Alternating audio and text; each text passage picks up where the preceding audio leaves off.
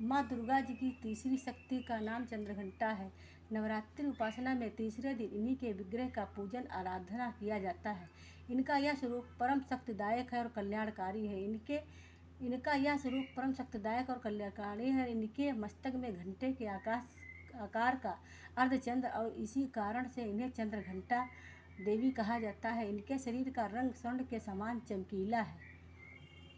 इनके 10 हाथ और इनके 10 हाथों में खड़ग आदि शस्त्र तथा बाण आदि अस्त्र विभूषित हैं। इनका वाहन सिंह है। इनकी मुद्रा युद्ध के लिए उद्धत रहने की होती है। इनके घंटे की सी भयानक चंड ध्वनि से अत्याचारी दानव दैत्य राक्षस सदैव प्रकनिष्ठ रहते हैं। नवरात्रि की दुर्गा उपासना में तीसरे दिन की पूजा का आध्यात्मिक महत्व है। इस दिन साधका का मन मणिपुर चक्र में प्रविष्ट होता है। माँ चंद्रघंटा की कृपा से इसे अलौकिक वस्तुओं के दर्शन होते हैं, दिव्य सुगंधियों का अनुभव होता है तथा विभिन्न प्रकार की दिव्य सावधानियाँ सुनाई देती हैं। ये क्षण साधक के लिए अत्यंत सावधान रहने के होते हैं।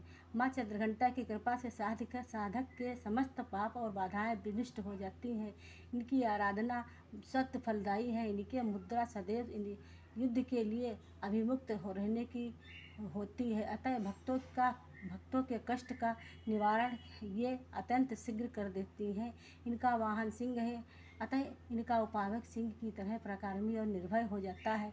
इनके घंटे की ध्वनि सदा अपने भक्तों की प्रेत बाधा से रक्षा करती रहती है। इनका ध्यान करते ही शरणार्थियों की रक्षा के लिए इस घंटे की ध्वनि निंदानित हो उठती है। दुष्टों को दमन और विनाश करने में सदैव तत्पर रहने के बाद भी इनका स्वरूप दर्शक है और आराधक के लिए अत्यंत सौम्यता एवं शांति से परिपूर्ण रहता है। इनकी आराधना से प्राप्त होने वाले एक बहुत बड़ा सद्गुण यह भी है कि साधक के वीरता निर्भरता के साथ ही सौम्यता एवं विनम्रता का भी विकास होता है। इनके मुख नेत्र तथा संपूर्ण कार्यों में कांति गुण की वृद्धि होती है। स्वर में दिव्य अलौकिक मधुर का समावेश हो जाता है। माँ चंद्रघंटा के भक्त और उपासक जहाँ भी हो जाते हैं, लोग इन्हें देखकर शांति और सुख का अनुभव करते हैं। ऐसे साधक के शरीर में दिव्य प्रकाश युक्त परमाणु का अद्भुत विकिरण होता रहता है। यह दिव्य क्रिया साधारण चरित्रों से दिखलाई नहीं देती, किंतु साधक और उनके सकर्म में आने वाले लोग इस बात का अनुभव भली भांति करते हैं। हमें चाहिए कि अपने मन का वचन कर्म एवं कार्यों को विविध विधि विधान के अनुसार पूर्णतः परिशुद्ध एवं पवित्र करके माँ चंद्रघंटा के शरणागत होकर उनकी उपासना आराधना में तत्पर हो।